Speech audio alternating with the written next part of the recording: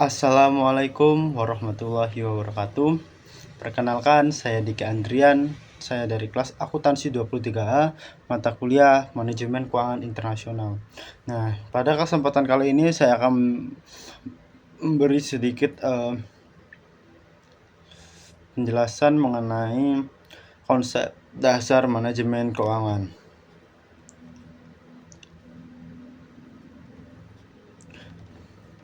Nah, konsep dasar manajemen keuangan merupakan landasan utama dalam mengelola sumber daya keuangan agar dapat digunakan secara efektif, efisien. Nah, manajemen keuangan juga berfokus pada bagian dana yang diperoleh, dialokasikan, digunakan, dan diawasi untuk mencapai tujuan yang telah ditetapkan. Dalam praktiknya, konsep ini menekankan pentingnya perencanaan yang matang sebelum pengambilan keputusan keuangan.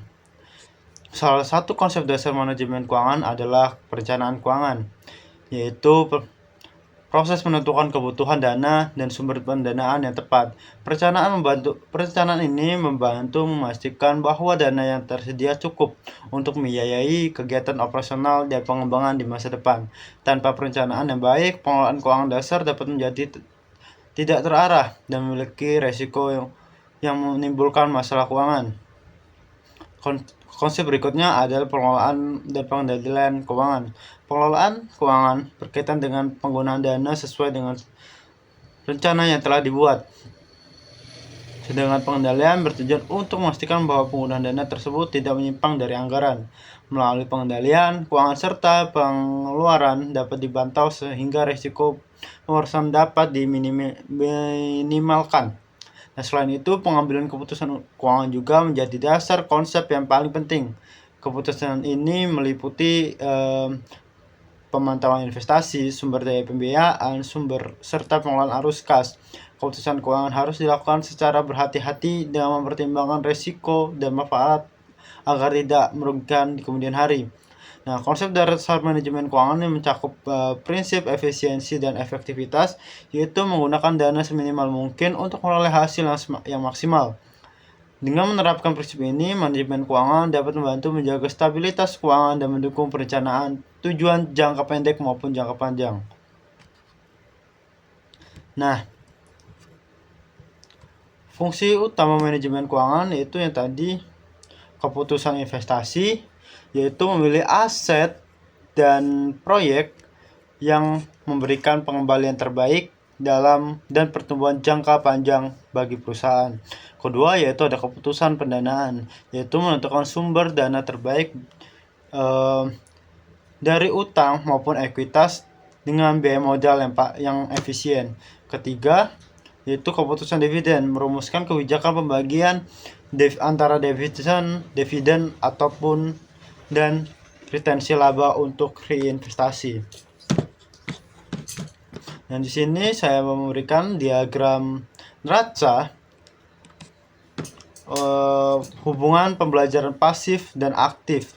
Dan neraca keuangan mempresentasikan keseimbangan antara dana pembelajaran pasif dan penggunanya, yaitu pembelajar aktif, memahami bagaimana krusial untuk menganalisis kesehatan finansial perusahaan. Yang pertama yaitu ada aset, yaitu aset adalah cara penggunaan dana perusahaan. Kedua ada liabilitas yaitu sumber pembiayaan jangka pendek. Ketiga ada equity, yaitu modal pemilik dan laba ditahan. Yaitu yang ketiga ada pasif versus aktif. Nah, pasif sama dengan sumber, aktif sama dengan pengguna. Pembelajaran pasif mencakup kewajiban dan ekuitas, sementara pembelajaran aktif adalah aset perusahaan yang dibiayai oleh sumber-sumber tersebut. Nah, selanjutnya itu ada prinsip dasar manajemen keuangan.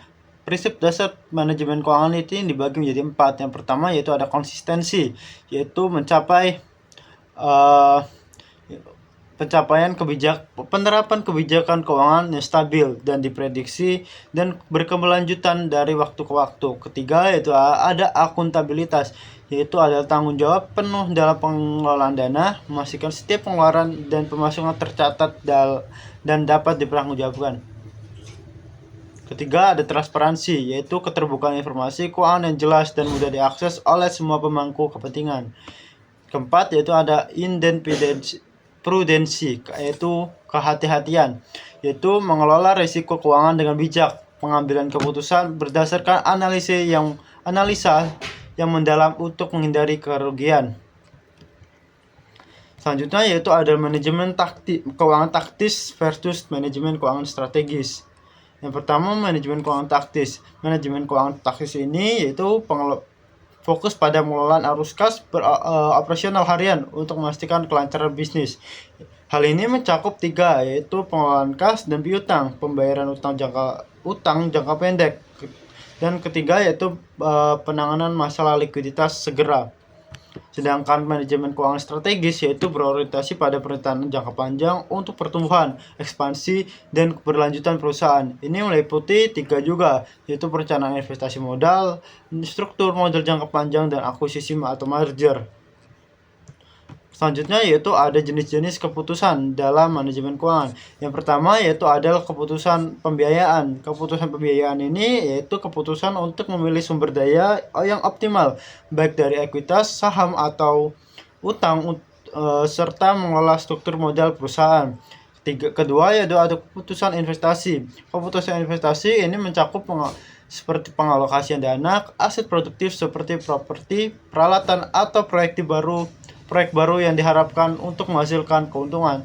Ketiga yaitu keputusan dividen.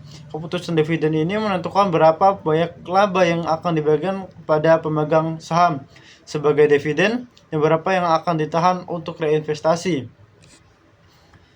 Selanjutnya, kenapa sih penting penganggaran dalam manajemen keuangan?